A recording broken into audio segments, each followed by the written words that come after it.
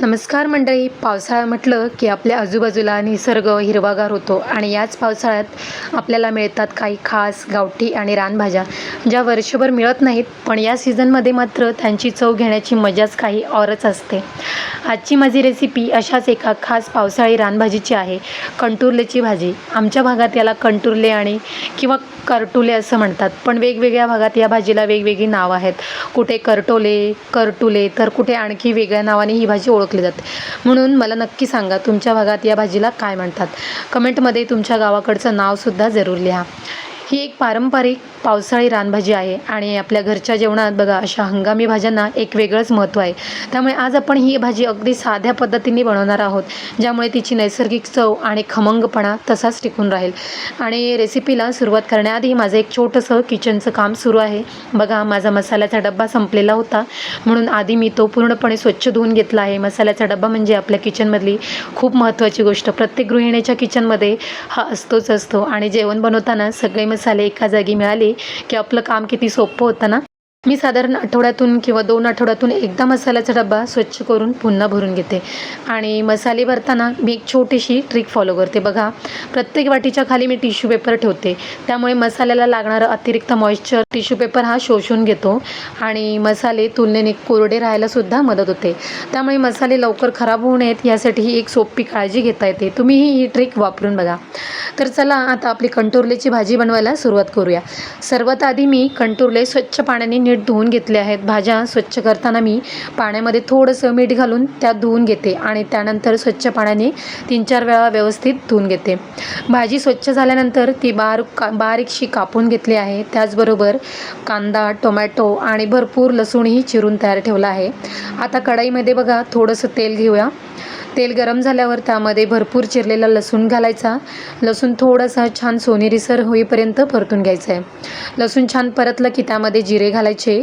जिरे तडतडले की लगेच बारीक चिरलेला कांदा घालायचा. कांदा छान सॉफ्ट होण्यासाठी त्यामध्ये थोडंसं मीठ घालते, त्यामुळे कांद्यामधला ओलावा लवकर निघतो आणि कांदा पटकन सॉफ्ट होतो. आता कांदा छानपैकी परतून घ्यायचा आहे. तो थोडासा ब्राउनिश आणि व्यवस्थित सॉफ्ट झाला की त्यामध्ये चिरलेला टोमॅटो घालायचा. टोमॅटोलाही थोडंसं मीठ घालून छान सॉफ्ट करून घ्यायचं आहे. आता इथे मीठ बघा आधीसुद्धा आपण घातलेलं आहे, त्यामुळे गरजेनुसारच तुम्हाला भाजीच्या चवीनुसारच मीठ इथे घालायचं आहे. मी कांदा आणि टोमॅटो साधारण 1 मिनिटभर झाकण ठेवून शिजवून घेतलेलं आहे, त्यामुळे ते छान मऊ झाले आहेत. आता हे व्यवस्थित मॅश करून घेऊया.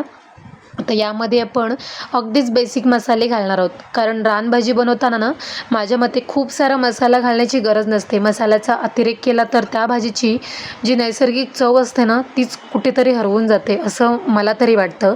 म्हणून मी यामध्ये घेत आहे पाव चमचा हळद, अर्धा चमचा धणे पावडर आणि पाव चमचा लाल तिखट आणि अगदीच थोडासा गरम मसाला. बस एवढेच मसाले. या व्यतिरिक्त कोणताही भरमसाठ मसाला नाही वापरायचा आहे आपल्याला इथे. हे मसाले कांदा टोमॅटोच्या मिश्रणामध्ये छानपैकी परतून घ्यायचे आहेत आपल्याला. आता मसाला चांगला भाजला की त्यामध्ये त्याचा खमंग वास यायला सुरुवात होते बघा, आणि आपला बेसही तयार होतो. आता बघा मसाला छान भाजून झालेला आहे. या मसाल्याला मी छान 2-3 मिनिटभर भाजून घेतलेला आहे. यामध्ये आता आपण आधी कापून ठेवलेली जी कंटुरले होते ते घालूया. कंटुरले मसाल्यामध्ये छान मिक्स करून साधारण 2 मिनिटभर परतून घ्यायची आहेत बघा. ही भाजी जितकी छान परतली जाते ना तितकी तिची चवसुद्धा छान खुलते. आता यामध्ये गरजेनुसार थोडंसं पाणी घालायचं आहे आणि झाकण ठेवून मध्यम आचेवरती साधारण 20 मिनिटे शिजून घ्यायची आहे. जर कंटुरले कोवळी असतील तर साधारण 15 ते 20 मिनिटं पुरेशी होतात शिजायला हिला. पण जर भाजी थोडीशी जुनी किंवा कडक असेल, कंटुरले तुमचे जर कडक असतील, थोडेसे जून झालेले असतील, तर आणखी साधारण 10 मिनिटं शिजवायची गरज वाटू शकते तुम्हाला. म्हणून भाजीच्या पोतानुसार वेळ कमी जास्त तुम्ही करू शकता. आणि बघा आता आपली कंटुरलेची भाजी मस्तपैकी शिजून तयार झालेली आहे. काय मस्त खमंग वास सुटला आहे. अगदी साधे मसाले आणि अगदी सोपी पद्धत, पण चव बघा ना मात्र एकदम भन्नाट. आणि या भाजीसोबत मी आज बनवल्या आहेत गरमागरम ज्वारीच्या भाकऱ्या. माझ्या भाकऱ्या शक्यतो रोजच छान फुलतात आणि आजही बघा किती मस्त फुललेल्या आहेत. गरमागरम ज्वारीची भाकरी आणि ही खमंग कंटुरलेची भाजी आहाहा! एकदम गावाकडच्या जेवणाची आठवण करून देणारं हे कॉम्बिनेशन आहे. मला पावसाळ्यात मिळणाऱ्या अशा रानभाज्या खूप आवडतात. या भाज्या ठराविक हंगामातच मिळतात. त्यामुळे सीझनमध्ये मिळाल्या की नक्की चाखून पाहायलाच हव्यात. आणि एक गोष्ट नक्की, कोणताही पदार्थ बनवताना त्याची नैसर्गिक चव टिकवणं मला खूप महत्त्वाचं वाटतं. म्हणूनच या भाजीमध्ये मी खूप सारे मसाले न वापरता अगदी साध्या पद्धतीने ती बनवली आहे. तर आजची माझी कंटोलेची भाजी तुम्हाला कशी वाटली? तुमच्या भागात या भाजीला काय नावाने ओळखतात हे मला कमेंटमध्ये नक्की सांगा. आणि तुमच्या घरी कंटोलेची भाजी कोणत्या पद्धतीने बनवतात, तुमची रेसिपीही माझ्यासोबत शेअर करा. तुमच्या कमेंट्समधून मला नवीन नवीन पारंपरिक रेसिपी शिकायला नेहमीच आवडतं. व्हिडिओ आवडला असेल तर व्हिडिओला एक लाईक करा. तुमच्या मित्रमैत्रिणी आणि कुटुंबासोबत शेअर करा. आणि अशाच साध्या घरगुती आणि पारंपरिक रेसिपीजसाठी प्रतिमाज किचन हॅपीनेस या चॅनलला आपल्या सबस्क्राईब करायला विसरू नका. सबस्क्राईब केल्यानंतरची बेल आयकॉनही प्रेस करा, म्हणजे माझा नवीन व्हिडिओ अपलोड झाला की तुम्हाला त्याची नोटिफिकेशन लगेचच मिळेल.